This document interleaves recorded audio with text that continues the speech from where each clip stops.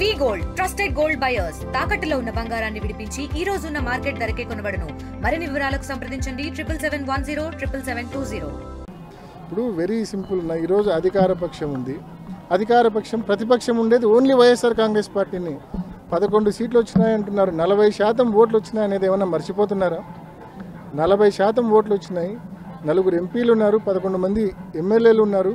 నిజంగా ఈ ప్రభుత్వానికి దమ్ము ఉంటే, ధైర్యం ఉంటే, ఈ ప్రభుత్వానికి ప్రజల గొంతు వినే ఉద్దేశం ఉంటే, నిజంగా నిజాయితీతో ప్రజల గొంతు వినే ఉద్దేశం ఉంటే వైఎస్ఆర్ కాంగ్రెస్ పార్టీకి ప్రతిపక్ష హోదా ఇవ్వాలా.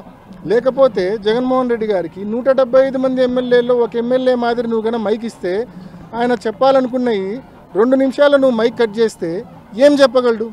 అదే ప్రతిపక్ష హోదా ఉంటే ప్రతిపక్ష నాయకుడిగా కనీసం ముఖ్యమంత్రి గారు గంట మాట్లాడితే ప్రతిపక్ష నాయకుడికి 40 నిమిషాలకి టైం కేటాయిస్తారు. ఆయన ప్రజలకు సంబంధించిన సమస్యలు ప్రజల గొంతుగా అసెంబ్లీలో వినిపించే అవకాశం ఉంటుంది. ఒక ఎమ్మెల్యేగా వినిపిస్తే 2 నిమిషాలు కూడా సమయం మీరు వెంటనే బెల్లు కొట్టి కూర్చోబెడతారు. ఏం లాభం? దానివలన అసలు సమస్యలు అసెంబ్లీలో రిప్రజెంట్ చేసే అవకాశం కూడా ఉండదు. ఇది నిజంగా జగన్మోహన్ రెడ్డి గారిని అవమానం చేసినామని చంద్రబాబు నాయుడు గారు కానీ, స్పీకర్ కానీ, డిప్యూటీ స్పీకర్ గారు కానీ అనుకుంటున్నారు. కానీ ప్రజలను అవమానపరుస్తున్నారు వీళ్ళు. 40% మంది ఓట్లు వేసినారు వైఎస్ఆర్ కాంగ్రెస్ పార్టీకి. ప్రజలు గొంతుగా వైఎస్ఆర్ కాంగ్రెస్ పార్టీ పనిచేస్తూ ఉందని చెప్పి వాళ్ళు భయపడి ప్రజలు మనకు ప్రతిపక్ష హోదా ఇవ్వడం లేదు. సో వీళ్ళు బేసికల్గా జగన్మోహన్ రెడ్డి గారిని కాదు అవమానం గురి చేసేది, ప్రజలను అవమానిస్తూ ఉన్నారు ఈ కూటమి ప్రభుత్వము, ఈ స్పీకరు, ఈ డిప్యూటీ స్పీకరు.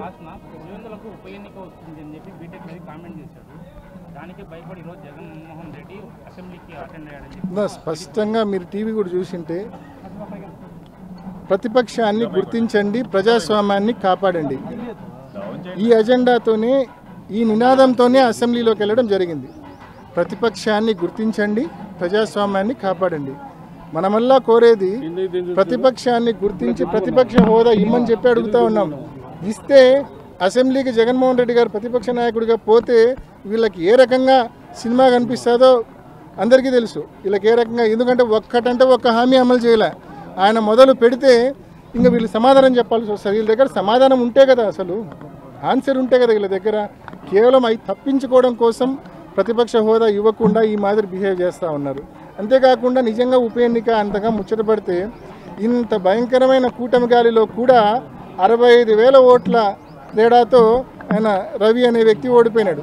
ఇంత భయంకరమైన కూటమి గాలిలో ఈ 9 నెలల్లో ఇలా పరిపాలన చూసినాక ఈరోజు నిజంగా అంత ముచ్చట ఉంటే, అంత నిజంగా అంత కోరుకునేట్టుకుంటే, పులివెందుల కావచ్చు, లేకుంటే కుప్పం కావచ్చు, మంగళగిరి కావచ్చు, పిఠాపురం కావచ్చు, 4 చేద్దాం పట్టండి, 4 చేద్దాం, చూసుకుందాం, 4 చేద్దాము. 4 ఈ 9 నెలల ఈ ప్రభుత్వ పాలనకు రెఫరెండంగా, సూపర్ 6 అమలుకు రెఫరెండంగా ఎన్నికలని చెప్పి ప్రకటిద్దాం 4 నియోజకవర్గాల్లో. చూస్తాం మరి ప్రజలు ఏం తీర్పిస్తారు.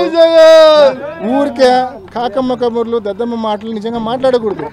చేతనైతే గన పథకాలు అమలు చేయాలా, చేతనైతే ప్రతిపక్ష హోదా ఇచ్చి ప్రజల గొంతు వినాలా. ఇవేమీ చేయకుండా ఊరికే కల్లిపల్లి మాటలు, టైంపాస్ మాటలు మాట్లాడకూడదు. మరిన్ని వీడియోస్ కోసం ఛానల్ ని సబ్స్క్రైబ్ చేయండి. లేటెస్ట్ అప్డేట్స్ కోసం వాట్సాప్ ఛానల్ ని ఫాలో అవ్వండి. ఆ లింక్ డిస్క్రిప్షన్ లో ఉంది.